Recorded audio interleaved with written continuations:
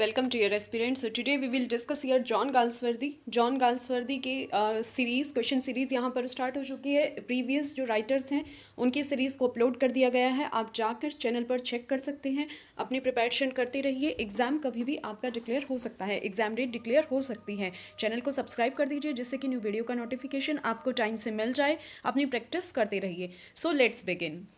John Galsworthy was the son of TGT 2005 का question है. ऐसे ही पूछा गया था. John Galsworthy was the son of a novelist, merchant, lawyer या डॉक्टर. तो राइट आंसर हो जाता है सी, यानी कि जो जॉन गाल्सवर्दी थे वो एक डॉक्टर के सन थे. जॉन गाल्सवर्दी जिनका जन्म 14 अगस्त 1867 में Kingston upon Thames United kingdom में हुआ था. उनकी डेथ 31 जनवरी 1933 हैम्स्ट्रीड लंदन यूके में हुई थी. ठीक है, उनके स्पाउस के बारे में बात करते हैं. उनकी वाइफ एडा पियर्सन जो 1905 से 1933 तक उनके साथ थी.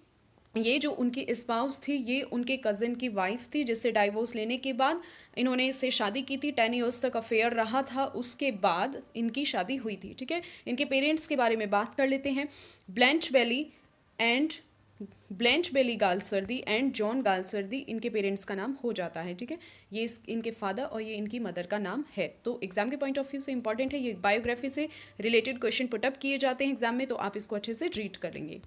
Next question, Galsworthy began his literary career as. ये भी TGT 2005 का क्वेश्चन है कि जो गाल्सवर्दी हैं उन्होंने अपना करियर कैसे स्टार्ट किया था. A journalist, a dramatist, a novelist या अ पोएट. राइट आंसर हो जाता है अ नॉवलिस्ट, आंसर सी. ठीक है, गाल्सवर्दी जो थे उन्होंने जो लॉ था उसे अनफ्रेंडली पाया था, इसीलिए उन्होंने राइटिंग को लिखना शुरू किया. उनका फर्स्ट वर्क्स आते हैं जो उन्होंने अपने पेन नेम जॉन सिन जॉन से लिखे थे. फ्रॉम द फोर विंड्स 1897 में, जो कि कलेक्शन था शॉर्ट स्टोरीज़ का, और ये फेलियर रहा था. मीन्स ये जो वर्क था उनका ज़्यादा फेमस नहीं हुआ था, इसलिए उन्होंने इसको माई फर्स्ट सिन भी बोला है.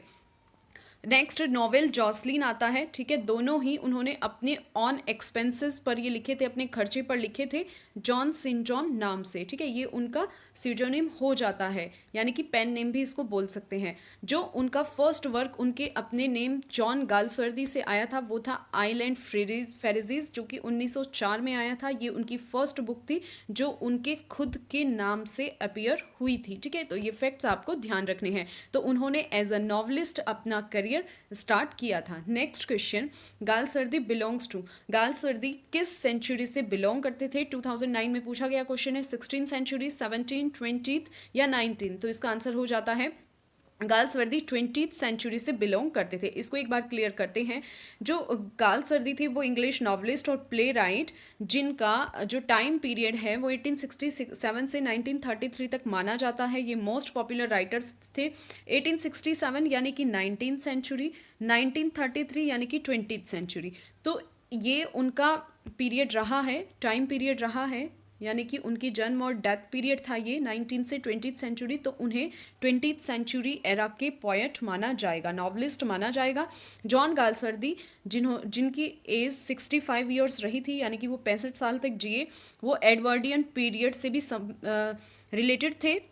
एडवर्डियन पीरियड मीन्स 1901 से 1914 तक का जो पीरियड था उसे एडवर्डियन पीरियड कहा जाता है. और उनके कंटेम्प्रेरीज रहे हैं Rudyard Kipling, H.G. Wells, Henry James. तो इनको भी आप ध्यान रखेंगे. एक बार और रिपीट करते हैं. उनके कंटेम्प्रेरीज में आते हैं रुडियार्ड किपलिंग, H.G. वेल्स और हेनरी जेम्स. ये जॉन गाल्सवर्दी के कंटेम्प्रेरीज रहे हैं. एडवर्डियन पीरियड से भी वो रिलेटेड रहे हैं. और जॉन गाल्सवर्दी इनकी बायोग्राफी से ये क्वेश्चन आपको पुटअप किया जा सकता है कि वो कितने साल था उनका टाइम पीरियड. 65 ईयर्स तक उनका टाइम पीरियड रहा है या वो जीवित रहे हैं. ठीक है, next question, Galsworthy tragedies are called. उनकी जो ट्रेजेडीज थी उन्हें क्या कहा जाता था? TGT 2009 में पूछा गया था. तो राइट आंसर हो जाता है उनकी जो ट्रेजेडीज थी उसको सोशल ट्रेजेडीज कहा जाता है. ठीक है, उनकी ट्रेजेडीज़ को सोशल ट्रेजेडीज़ कहा जाता है. वो नोबेल प्राइज़ विनर थे. उनको 1932 में लिटरेचर में नोबेल प्राइज़ दिया गया था. गाल्सवर्दी ने सोशल डिस्टिंक्शन पर ड्रामाज लिखे थे, इसीलिए जो उनकी ट्रेजेडीज़ थी उन ट्रेजेडीज़ को सोशल ट्रेजेडीज़ की श्रेणी में हम रखेंगे, कैटेगराइज करेंगे तो सोशल ट्रेजेडीज़ में हम करेंगे। Next question, several of Galsworthy's early novel were written under a pseudonym of, ये हम अभी डिस्कस कर चुके हैं। इसका राइट आंसर आपको पता है, जॉन सेंट जॉन। ठीक है, अपने pen name John Saint John से उन्होंने अपने वर्क लिखे थे। जो उनके फर्स्ट नॉवल और स्टोरीज आए थे वो उनके सीडोनिम जॉन सेंट जॉन से आए थे। कौन कौन से हैं उनमें, फ्रॉम द फोर विंड्स जो कि 1897 में आया था, जॉसलिन 1898 में, विला रुबेन 1900 में, एंड द आइलैंड फ्रेडीज 1904 में ये वर्क आए थे। ठीक, अब इसमें जो ये वर्क है आइलैंड फेरिजेस, ये उनके पेन नेम में नहीं आया था, तो इसको यहाँ से रिमूव करिए क्योंकि ये उन्होंने अपने नाम से ही पब्लिश कराया था। तो जो उनके मेन वर्क जो उनके पेन नेम्स में आए थे, पेन नेम्स के ड्यूरिंग आए थे, from the four winds, Jocelyn, ठीक है, विलिया रुबेन और अ मैन ऑफ डेवन, एक वर्क हो जाता है उनका अ मैन ऑफ डेवन। मैं अभी इनकी लिस्ट यहाँ पर लिख देती हूँ। तो ये है यहाँ पर a man of Devon, a man of Devon, knight जो कि एक नॉवल हो जाता है, 1901 में आया था। अ मैन ऑफ डेवन भी एक नॉवल है जो कि 1901 में आया था। साइलेंस एक फिक्शन वर्क है उनका, 1901। साल्वेशन ऑफ फोरसाइट नॉवल है, 1901 में आया था। यानी कि जो उनके जॉन सेंट जॉन से जुड़े हुए वर्क हैं वो 1897 से शुरू होकर 1901 तक हमें दिखाई दिए थे, जिसमें 1897 में जिसको उन्होंने माई फर्स्ट सीन बोला था, फ्रॉम द फोर विंड्स, ये शॉर्ट स्टोरीज हैं। जॉसलिन जो कि एक नॉवल है, फर्स्ट फुल लेंथ नॉवल उनका माना जाता है ये जॉसलिन, 1898 में आया था। विला रुबेन 1900 में, मैन ऑफ डेवन ये एक नॉवल था 1901 में। अ नाइट ये भी नॉवल था 1901 में। द साइलेंस फिक्शन 1901 और साल्वेशन ऑफ फोरसाइट। तो ये यहाँ पर जितने भी वर्क्स हैं ये उनके pen name John Saint John में हमें देखने को मिले थे, यानी कि उन्होंने इनको इसी नाम से पब्लिश कराया था, अपने pen name John Saint John के नाम से। ठीक है, ये तो हमें पता है कि गालसर्दी ने सबसे पहले अपना रियल नेम नहीं शो किया था, वहाँ पर अपने पेन नेम से वर्क लिखने स्टार्ट किए थे। लेकिन जैसे ही उन्होंने 1904 में अपने पेन नेम को बाय बाय बोल दिया और अपने वर्क जो है अपने रियल नेम से लिखने स्टार्ट किए, और जो उनका फर्स्ट वर्क आया था उनके रियल नेम से वो कौन सा था, द आइलैंड फेरिजेस, जो कि 1904 में आया था। ठीक है, ये उनका फर्स्ट वर्क ऐसा था जो उनके रियल नेम से यहाँ पर पब्लिश हुआ था, जॉन गाल्सवर्दी के नेम से। Next question, the first successful novel of Galsworthy was, इनमें से first successful novel, easy question है, द मैन ऑफ प्रॉपर्टी हो जाता है। ठीक है, ये एक सीरीज के ड्यूरिंग आया था, फोरसाइट सागा जो उन्होंने लिखी थी। फोरसाइट फैमिली का जो फर्स्ट वर्क है जो कि 1906 में ये हमें देखने को मिलता है, द मैन ऑफ प्रॉपर्टी 1906 में हमें देखने को मिलता है। ठीक है, उनके जब वो 30 ईयर्स के थे, इसको एक्सप्लेन कर लेते हैं। जब वो 30 ईयर्स के थे, 30 ईयर्स के होने से पहले ही जो उनकी फर्स्ट बुक थी 1897 में वो पब्लिश हो गई थी। ठीक है, लेकिन उनको सक्सेस नहीं मिली थी 1906 तक भी। फिर मैन ऑफ प्रॉपर्टी जब उनका फर्स्ट नॉवल आया था जो कि फोरसाइट फैमिली से था, पब्लिश हुआ, तब उन्हें रियल सक्सेस मिली। ठीक है, तो यहाँ पर आप इसको ध्यान रखेंगे, एग्जाम के पॉइंट ऑफ व्यू से इंपॉर्टेंट पॉइंट ये हो जाता है। Which novel of Galsworthy is considered to be his masterpiece. ठीक है, कौन सा नॉवल गाल्सवर्दी का यहाँ पर उनका मास्टर पीस कंसिडर किया जाता है, the pigeon, flowering wilderness, island pharisees या Indian summer of a Forsyte. तो इसका राइट आंसर हो जाता है, उनका मास्टरपीस माना जाता है Indian summer of a foresight. ठीक है, इससे ये उनका मास्टरपीस माना जाता है। इस वर्क के वे फेमस हो गए थे। गाल्सवर्दी का जो मास्टरपीस है द फोरसाइट सागा, ठीक है, वो फोकस करता है एक extended upper middle class family को जो कि लेट विक्टोरियन और एडवर्डियन इंग्लैंड से रिलेट करती थी। ठीक है, इसीलिए जो ये Indian summer of a foresight या द फोरसाइट सागा उनका मास्टरपीस यहाँ पर माना जाता है। Next question, who is given solitary punishment in the justice. Solitary punishment किसे दी जाती है जस्टिस में, तो यहाँ पर राइट आंसर हो जाता है फॉल्डर। फॉल्डर को सॉलिटरी पनिशमेंट दी जाती है। ठीक है, ये जस्टिस का एक मेन कैरेक्टर है जस्टिस, जिसको गाल्सवर्दी ने 1910 में लिखा था। ये एक प्ले था जिस ब्रिटिश राइटर जॉन गाल्सवर्दी ने लिखा था। एग्जाम में ये भी पूछा जा सकता है कि ब्रिटिश जॉन गाल्सवर्दी कौन से कैसे राइटर थे, किस तरह के थे, या तो ब्रिटिश राइटर थे। जस्टिस उनका फेमस प्ले है। ठीक है, ये पार्ट था जो ब्रिटिश प्रिजन्स में कंडीशंस वहाँ थी उनको उन्होंने उठाया था और कैंपेन वहाँ पर चलाया था। तो ये उस कैंपेन का एक पार्ट था जिसमें उन्होंने प्रिजन में जो कंडीशंस होती हैं उनको शो किया था। Next question, in which play of Galsworthy do we have William Falder. इस तरह से टीजीटी 2009 में ये पूछा गया था। Loyalty, justice, silver box, strife, इसको हमने अभी रीड किया है तो राइट आंसर आपको पता है, ठीक है, जस्टिस इसका राइट आंसर हो जाता है। जस्टिस ये जस्टिस जो कि 1910 में आया, उनका 4 एक्ट प्ले है। इसमें जो प्रोटैगनिस्ट है उनके इर्द गिर्द ये घूमता है विलियम फॉल्डर, जो कि एक यंग सॉलिसिटर्स क्लर्क हैं जो एक विमेन की हेल्प करते हैं जो अपनी मैरिज से अनहैप्पी है। इसी तरह की घटनाएं वहाँ पर दिखाई जाती हैं और वहाँ दिखाया जाता है कि कैसे उनके साथ अनजस्टिस होता है, न्याय मिलता नहीं है उन्हें, है ना, न्याय मिलने में अनजस्टिस होता है। Galsworthy works that earned him name and fame was, ठीक है, तो गाल्सवर्दी का वर्क कौन सा है जिससे उन्हें नेम और फेम दोनों मिले। The Forsyte saga, the man of property, loyalties या नन ऑफ दिस। अब देखो द फोर्साइट सागा इसका राइट आंसर होगा ये द मैन ऑफ प्रॉपर्टीज, तो इसी का ही पार्ट है, इसी में ही इसी सीरीज में लिखा गया एक नॉवल है जो थर्ड जिसमें सीरीज आई थी। 3 सीरीज फोर्साइट सागा में हमें देखने को मिलती हैं, ठीक है। इसके बारे में जो गाल्सवर्दी की वीडियो है उसमें मैंने अपलोड किया है अच्छे से, आप उसको वहाँ से जाकर देख सकते हैं। तो जो ये फोर्साइट सागा है इसको सबसे पहले इसी टाइटल से 1922 में उन्होंने पब्लिश कराया था। ये 3 नॉवेल्स की एक सीरीज़ है जिसमें 2 इंटरल्यूड हैं जिसको 1906 और 1921 में पब्लिश कराया गया था गाल्सवर्दी के द्वारा, और इसी वर्क की वजह से उन्हें नोबेल प्राइज़ दिया गया था 1932 में। यानी कि ये इतना फेमस वर्क था इनका, इतनी अच्छी सीरीज़ थी कि इन्हें नोबेल प्राइज़ के लिए चुना गया था, इन्हें दिया गया था लिटरेचर में नोबेल प्राइज़। और किस ईयर में दिया गया था? 1932। एग्जामिनर का फेवरेट क्वेश्चन है, इसको आप अच्छे से रीड करेंगे। नोबेल प्राइज़ इन्हें कब मिला था लिटरेचर में? 1932 में मिला था। और ऑर्डर ऑफ मेरिट इन्हें एक उपाधि दी गई थी, वो दी गई थी इन्हें 1929 में। तो इनके जो इनकी डिग्री है, ऑनररी डिग्रीज़ हैं जो इन्हें प्राइज़ मिले हैं, उनसे रिलेटेड जो इतने भी ईयर हैं उनको अच्छे से आप यहाँ पर रीड कर लेंगे। Next question, in which year Galsworthy refused the offer of a knighthood. उन्हें नाइटहुड की उपाधि का प्रपोजल मिला था लेकिन उन्होंने इसको मना कर दिया था। और ये कब किया था इन्होंने? 1918 में, ठीक है, इसका राइट आंसर हो जाता है 1918 में इन्हें नाइटहुड की उपाधि से नवाजा जा रहा था। टीजीटी 2013 में ये क्वेश्चन पूछा गया था 1918 में, और तभी इन्होंने मना कर दिया था, ठीक है। ऑर्डर ऑफ मेरिट फिर इनको दिया गया था। ऑर्डर ऑफ मेरिट कब दिया गया था? 1922 में। 29 में नाइटहुड की उपाधि तो इन्होंने लेने से मना कर दिया था। 1932 में इन्हें नोबेल प्राइज़ दिया गया था। Next question, which is Galsworthy's first play. Galsworthy का फर्स्ट प्ले इनमें से कौन सा है? Loyalty, justice, the silver box या जॉसलिन। फर्स्ट प्ले की बात हुई है, टीजीटी 2001 का क्वेश्चन है, तो इसका आंसर हो जाता है द सिल्वर बॉक्स उनका फर्स्ट प्ले माना जाता है, ठीक है। सिल्वर बॉक्स एक 3 एक्ट कॉमेडी है और ये इनका फर्स्ट प्ले माना जाता है। ओरिजिनली इन्होंने इसको लंदन 1906 में प्रोड्यूस किया था, ठीक है, 1906 में आया था। 3 एक्ट कॉमेडी ये मानी जाती है, the silver box. Next question, in which year was Galsworthy awarded the Nobel prize for literature. Examiner का next question, in which year was Galsworthy awarded the Nobel prize for literature. Examiner का favourite question है। देखो कितने years मतलब लगातार ये पूछा गया है, ये हम पढ़ भी चुके हैं। 1932 में इन्हें नोबेल प्राइज़ मिला था, ठीक है। राइट आंसर हो जाता है इसका 1932। ये यहाँ पर ऑप्शंस थोड़े से गलत हो गए हैं, इनको आप ठीक कर लेना।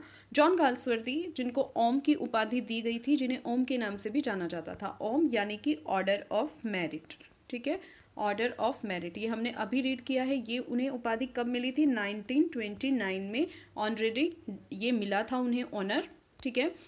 जिनका जन्म हमें पता है 14 अगस्त 1867 से 31 जनवरी 1933 तक उनका जन्म पीरियड माना जाता है, टाइम पीरियड माना जाता है। वो एक इंग्लिश नॉवलिस्ट और प्ले राइट थे, और उनको उनकी ट्रायलॉजी जो कि नॉवल का कलेक्शन है फोरसाइट सागा, उससे पहचान मिली थी। उसी के लिए उन्हें 1932 में नोबेल प्राइज़ दिया गया था, ठीक है, जिसमें उनके जो लेटर ट्रायलॉजीज़ हैं जिसमें आते हैं a modern comedy, end of the chapter, ठीक है, तो इनको हम ध्यान रखेंगे। Next question, the dark flower by John Galsworthy is ये प्रीवियस ईयर में भी पूछा गया था कि जो डार्क फ्लावर है जॉन गाल्सवर्दी का वो क्या है? लव नॉवल है, लव ड्रामा है, ट्रेजिक प्ले है या कॉमिक प्ले है? तो ये हो जाता है उनका love drama. Next question, the dark flower by John Galsworthy is a, dark flower है जो गालसर्दी का वो क्या है? A love novel, a love drama, a tragic play या अ कॉमिक प्ले? तो ये राइट आंसर हो जाता है अ लव नॉवल, ये लव नॉवल उनका माना जाता है।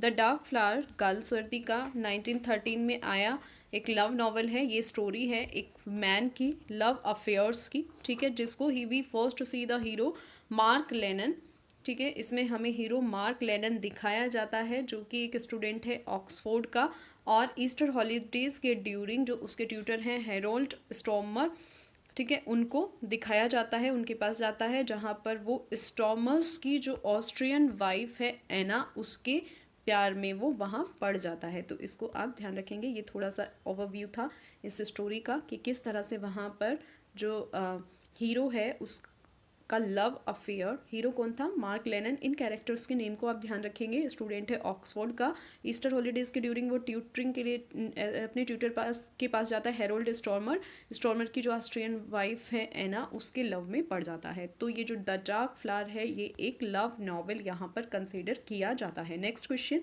विच drama of Galsworthy deals with the conflict between capitalist and labourers? तो इनमें से जो गाल्सवर्दी का कौन सा ड्रामा है जो कैपिटलिस्ट एंड लेबरर्स के बीच यहाँ कॉन्फ्लिक्ट को दिखाता है, जो संघर्ष होता है उनके बीच, उसको यहाँ पर शो करता है? तो इसका राइट आंसर हो जाता है स्ट्राइफ। स्ट्राइफ यहाँ पर कैपिटलिस्ट और लेबरर्स के बीच संघर्ष को दिखाता है। स्ट्राइफ एक 3 एक्ट प्ले है जॉन गाल्सवर्दी का, इसका उन स्ट्राइफ को थर्ड प्ले माना जाता है। ये उन तीनों में से सक्सेसफुल रहा, ठीक है, जो उनके प्लेज आए थे उसमें से ये थर्ड प्ले माना जाता है और ये सबसे सक्सेसफुल रहा, और इसको 1909 में लंदन में ड्यूक ऑफ यॉर्क्स थिएटर में उन्होंने प्रोड्यूस कराया था। Next question, who is the leader of the labourers in the play strife? जो स्ट्राइफ था उसमें जो लेबरर यानी कि जो मजदूर थे उनका लीडर कौन था? David Roberts, Henry Thomas, John Bulgin, none of this? तो डेविड रॉबर्ट्स राइट आंसर हो जाता है। डेविड रॉबर्ट्स जो कि लीडर ऑफ द वर्कर्स था, लीडर था जो वहाँ पर मजदूर वगैरह थे उनका, ठीक है। तो यहाँ पर लीडर जो उनकी कंपनी का नाम था वो था ट्री नार्था टिन प्लेट वर्क्स, ठीक है।